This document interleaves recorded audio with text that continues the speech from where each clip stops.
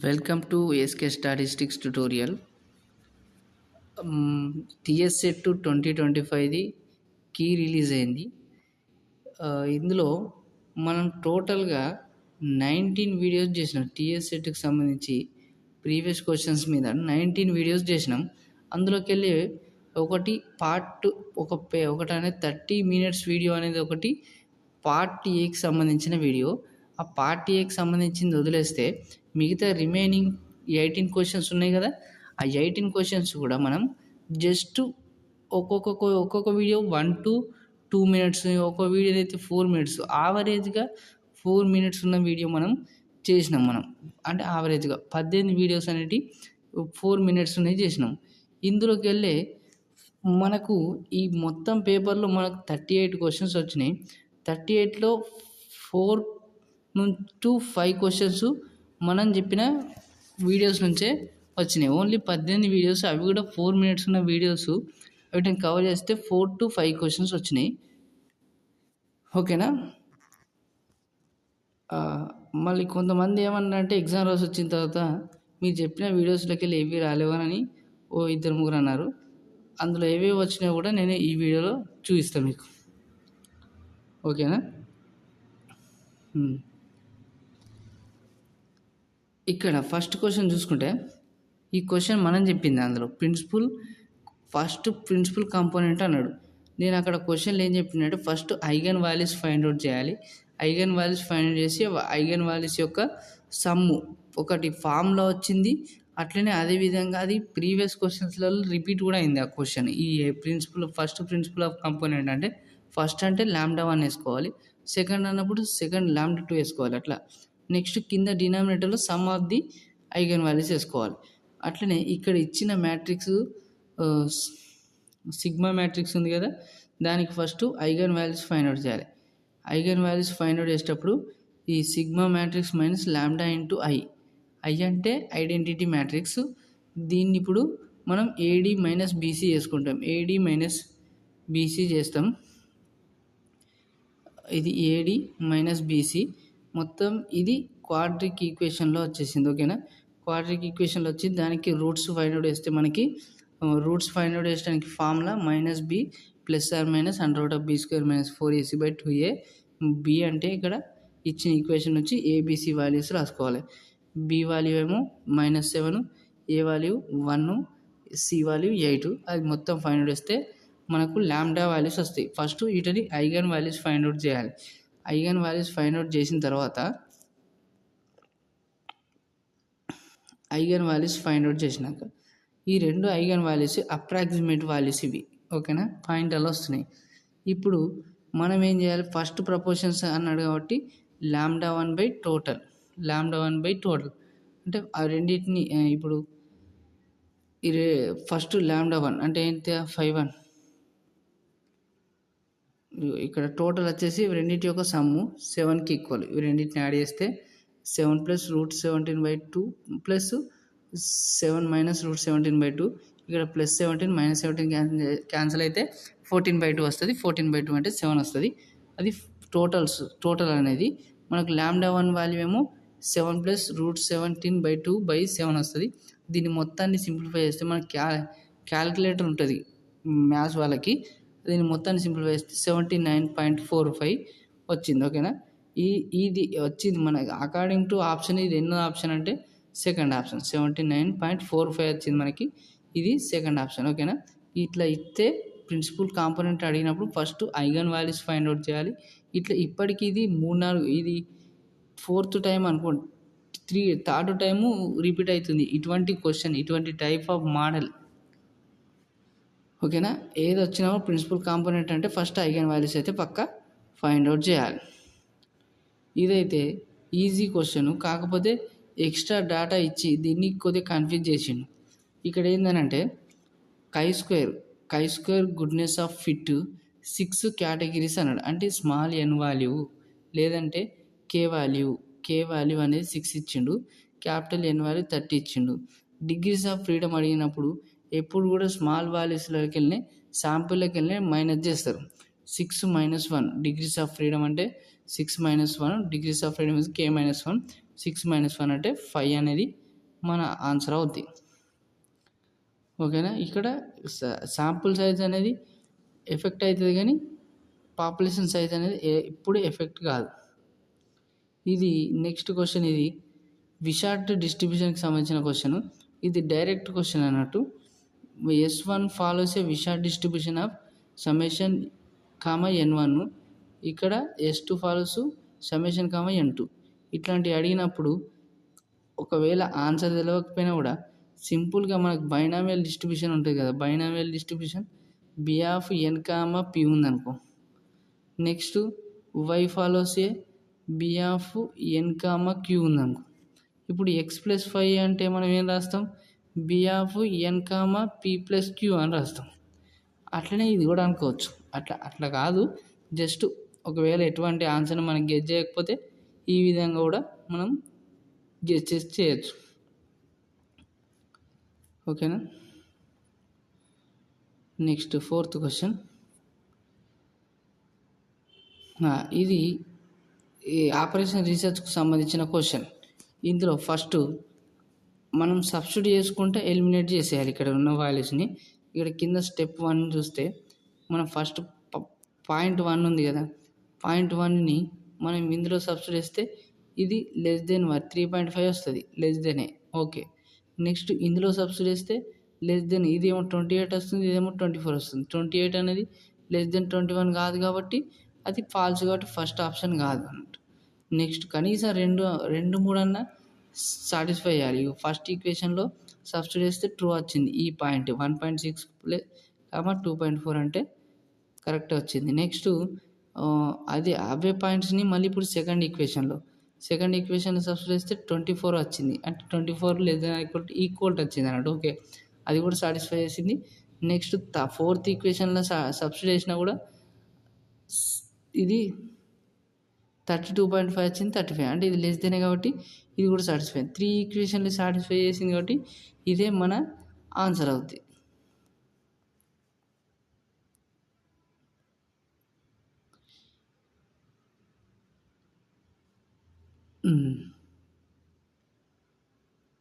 Next ఇక్కడ ఈ 3rd point కూడా సాటిస్ఫై అవుతుంది, 4th పాయింట్ కూడా సాటిస్ఫై చేస్తుంది.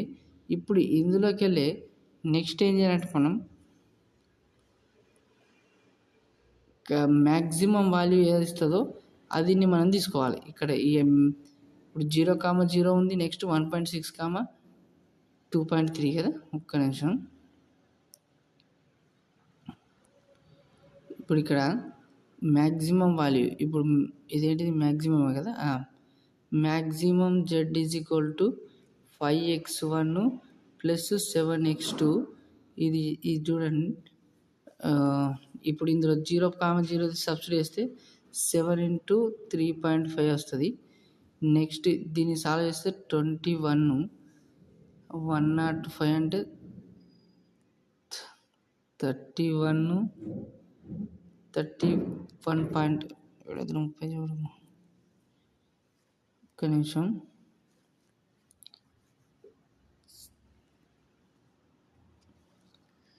35, 21, 24.5, ఇది 24.5 వస్తుంది. నెక్స్ట్ ఈ రెండు కూడా సాటిస్ఫై చేసినాయి కదా. ఈ 0 అనేది 0 వస్తుంది కాబట్టి ఇది అవసరం లేదు మనకి. నెక్స్ట్ 1.6 ఉంది కదా, 1.6 అంటే 8 వస్తుంది. 5 × 1.6 అంటే 8 వస్తుంది. నెక్స్ట్ 2.3 ఉంది కదా, ప్లస్ 2.3 వాల్యూ 7 3 21, 7 2 16.1 వస్తుంది. అంటే ఇది 24.1 వస్తుంది. 24.1 మ్యాక్సిమం వాల్యూ ఇదే ఉంది కాబట్టి ఇదే మన ఆన్సర్ అవుతుంది. ఓకేనా. ఫస్ట్ వీటిని సబ్స్టిట్యూట్ చేయండి. సబ్స్టిట్యూట్ చేస్తే అన్ని వాల్యూస్ కూడా మనకి ఈ కాన్స్టెంట్ని సాటిస్ఫై చేసినాయి అనుకో, అప్పుడు మనం ఏం చేయాలి, అందులోకి వెళ్ళి ఏవైతే సాటిస్ఫై చేసినాయో ఆ వాల్యూస్లోకి వెళ్ళి మ్యాక్సిమం వాల్యూ తీసుకోవాలి. ఇక్కడ ఈ వాల్యూ సాటిస్ఫై చేయలేదు కాబట్టి దాన్ని వదిలేసినాం. నెక్స్ట్ సాటిస్ఫై చేసిన దాంట్లోకి వెళ్ళి తీసుకోవాలి.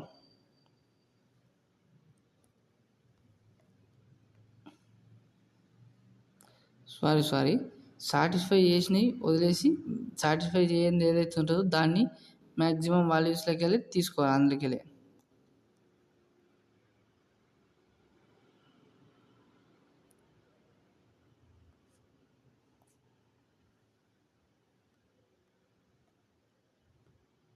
లేదనుకుంటే గ్రాఫ్ గీసి కూడా చేస్తే ఈజీగా అయిపోతుంది. ఇది అర్థమైతే ఈ విధంగా చేయొచ్చు, లేదనుకుంటే గ్రాఫ్ గీసి చేయొచ్చు.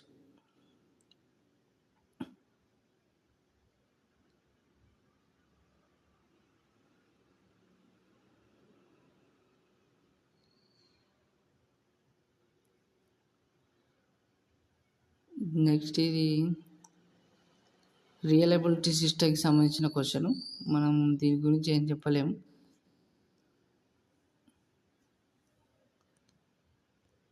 ఇదైతే ఈజీ క్వశ్చన్. ఎక్స్పోనెన్షియల్ గురించి ఎక్కువ అడుగుతారని చెప్పిన, ఇక్కడ కాకపోతే యూనిఫామ్ డిస్ట్రిబ్యూషన్ గురించి అడిగిండు. ఇది చాలా విధాలుగా చేయొచ్చు. ఇక్కడ మనకి ఏం అడిగిండు, ఆర్డర్ స్టార్ ఎక్స్పెక్టెడ్ వాల్యూ అడిగిండు. Expectation of the order statistics the smallest order statistics యొక్క ఎక్స్పెక్టెడ్ వాల్యూ అడిగిండు. మనకి ఇక్కడ xi వాల్యూ అనేది యూనిఫామ్ డిస్ట్రిబ్యూషన్ ఆఫ్ 0,1 అనుకో. X order statistics of the smallest order statistics follows A beta of 1,n అన్నట్టు, 1,n అన్నట్టు. అప్పుడు expectation of the smallest order statistics ఏమవుతుందంటే 1/n+1 అవుతుంది. ఈ 1/, రెండింటి యొక్క సమ్ము. ఇది దాని వాల్యూ, ఎక్స్పెక్టెడ్ వాల్యూ.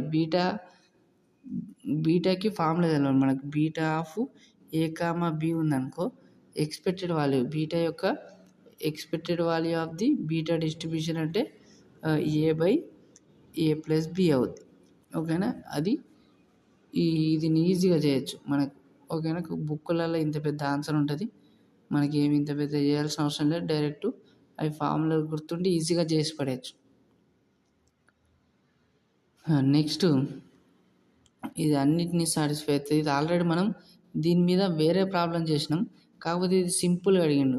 ఎప్పుడు కూడా సర్వీస్ రేట్ అనేది సర్వీస్ టైమ్స్ అనేది దేన్ని ఫాలో అవుతుంది అంటే ఎక్స్పోనెన్షియల్ని ఫాలో అవుతుంది. ఈ మెమోరీ లెస్ ప్రాపర్టీ అనేది ఎక్స్పోనెన్షియల్ డిస్ట్రిబ్యూషన్కి ఉంటుంది.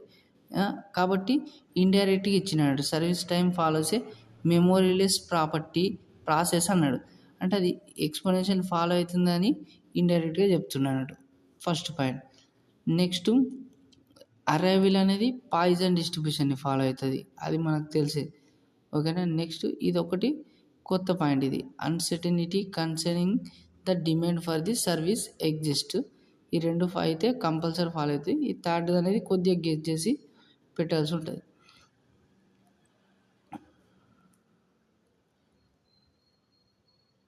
ఇది కన్వర్జెన్స్కి సంబంధించిన ప్రాబ్లం. ఇది నెక్స్ట్ వీడియోలో మాట్లాడదాం.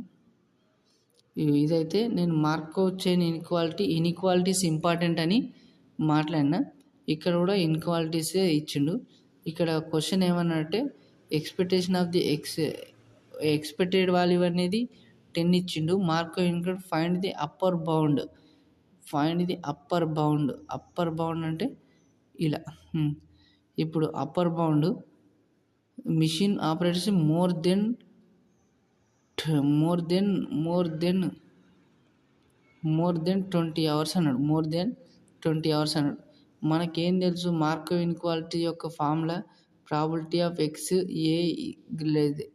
X greater than a less than or equal to upper bound value expectation of x/a రాయాలి. ఓకేనా, ఇప్పుడు ఇక్కడ ఎక్స్ వాల్యూ ఉంది, ఇక్కడ దీని ఆన్సర్ ఏమవుతుంది, ఎక్స్పెక్టేషన్ ఆఫ్ x/a కావాలి. ఎక్స్పెక్టేషన్ ఆఫ్ x వాల్యూ ఎంత ఇచ్చిండు, 10 ఇచ్చిండు. ఏ వాల్యూ అనేది 20 అవుతుంది. ఈ రెండింటిని సింప్లిఫై చేస్తే 1/2 అంటే 0.5 వస్తుంది. ఈజీ క్వశ్చన్ ఇది, మార్కో ఇన్ఈక్వాలిటీకి సంబంధించిన క్వశ్చన్. కాకపోతే అక్కడ ఇన్ఈక్వాలిటీస్లలో ఇచ్చిండు, ఇక్కడ వర్డ్స్లో ఇచ్చిండు. నేను ఆల్రెడీ చెప్పిన, ఇక్కడ అప్పర్ బౌండ్ కనబడితే మార్కో ఇన్ఈక్వాలిటీస్, లేదంటే చెబెచెవ్ ఇన్ఈక్వాలిటీ అట్లే యూజ్ చేసి చేయాల్సి ఉంటుంది అని.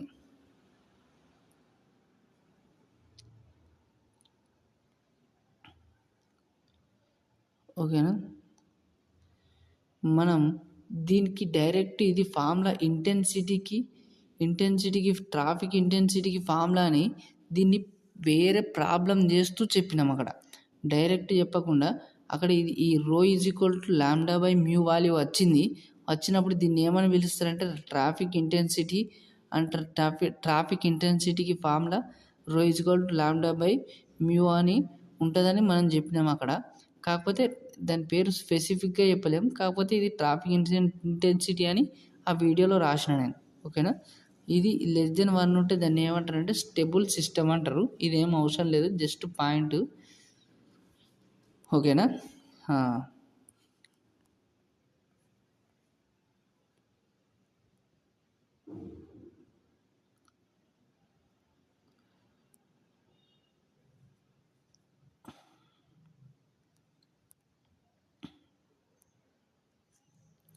ఇది నార్మల్ డిస్ట్రిబ్యూషన్కి సంబంధించిన క్వశ్చన్. నెక్స్ట్ వీడియోలో వేద్దాం ఇది ఈజీగా.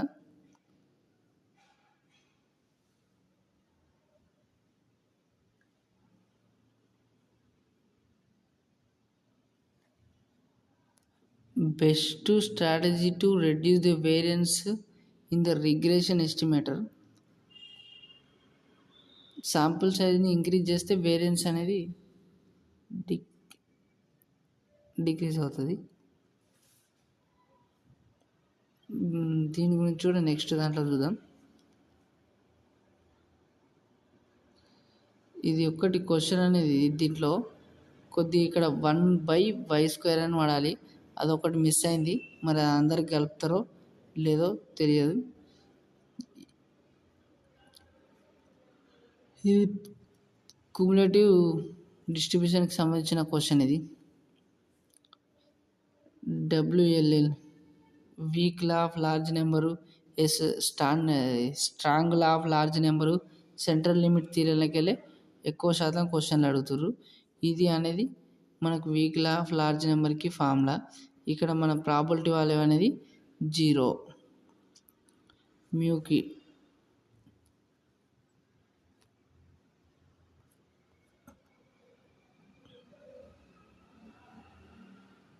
ఈ MLA MME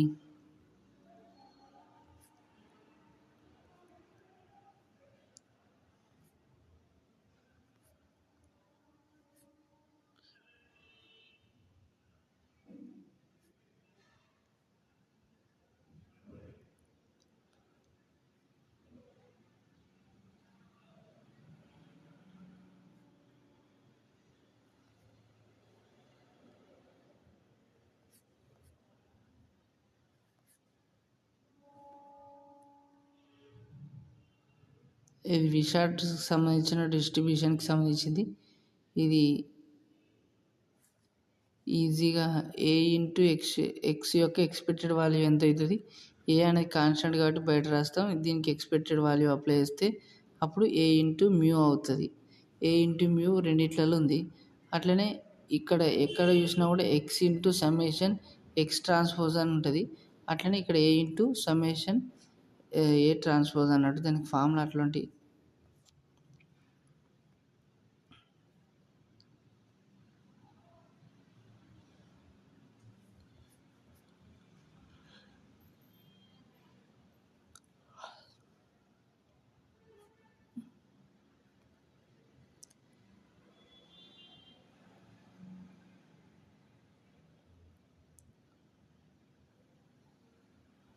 ఇక్కడ చూస్తే ఇది కూడా మనం చెప్పిన పాయిజన్ డిస్ట్రిబ్యూషన్ ఇంపార్టెంట్ అని చెప్పిన ఇంపార్టెంట్ దాంట్లోకెళ్ళి వచ్చింది. ఇది ఇక్కడ ఏంటంటే ప్రాబిలిటీ ఆఫ్ x = 3 అనేది 2/3 times of the probability of x = 4కి ఈక్వల్ అంటుండు. ఇప్పుడు మనం పాయిజన్ డిస్ట్రిబ్యూషన్ యొక్క ఫార్ములా PMF వాల్యూ తెలిస్తే ఈజీగా చేయగలుగుతాం మనం.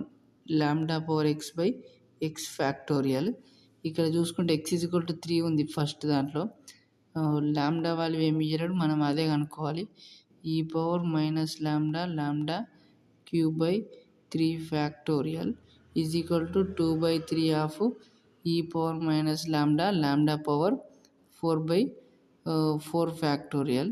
ఇక్కడ నుంచి 3 ఫ్యాక్టోరియల్, ఇళ్ళకెళ్ళి 4ని ఏమని రాసుకోవచ్చు, 4 ఇంటూ 3 ఫ్యాక్టోరియల్ రాసుకోవచ్చు కదా. ఈ 3 ఫ్యాక్టోరియల్ క్యాన్సిల్ అయిపోతుంది. ఓకేనా. 3 ఫ్యాక్టోరియల్ క్యాన్సిల్ అయిపోతుంది. అట్లనే నెక్స్ట్ ఇక్కడ e⁻ λ క్యాన్సల్.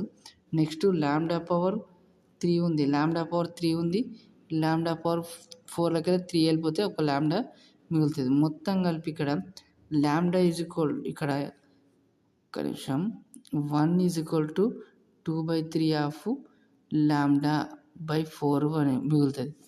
2 1 జా 2 2 జా లాంబ్డా ఈజ్ ఈక్వల్ టు 6 వస్తుంది. ఇది ఇక్కడ మనకు పాయిజన్ డిస్ట్రిబ్యూషన్లో మీన్ అన్న వేరియన్స్ అన్నా కూడా లాంబ్డానే వస్తుంది మనకు. ఓకేనా, మీన్ అన్నా కూడా వేరియన్స్ అన్నా కూడా లాంబ్డానే వస్తుంది. మనకు అక్కడ అడిగింది ఎస్డి వాల్యూ, మనం వేరియన్స్కి అంటే రూట్ అప్లై చేస్తే వచ్చేది ఈఎస్డి కాబట్టి √6. చిన్నగా ఈజీ క్వశ్చన్. ఇక్కడ ఈ పేపర్లో స్టాటిస్టిక్స్ అనేవి అంత హార్డ్ లెవెల్ అయితే లేవు నాకు తెలిసినంత వరకు.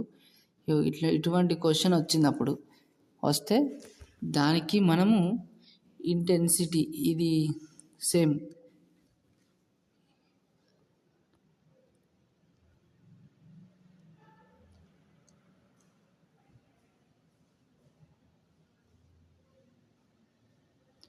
ఇట్లా rho is equal to lambda by mu. Utilization factor అంటారు దాన్ని, ఇంటెన్సిటీ ట్రాఫిక్ ఇంటెన్సిటీ అంటారు. ఇక్కడ లాంబ్డా వాల్యూ 1/15, మ్యూ వాల్యూ 1/6, రో వాల్యూ కావాలంటే 1/15/1/6 చేస్తే మనకు 0.4 వస్తుంది. దాని నుంచి లెంత్ ఆఫ్ ది క్యూకి ఫార్ములా, అందులో రో వాల్యూని సబ్స్టిట్యూట్ చేస్తామంటే మనకు లెంత్ ఆఫ్ ది క్యూ వస్తుంది. డెసిమల్కి కన్వర్ట్ చేసిండు అంతే.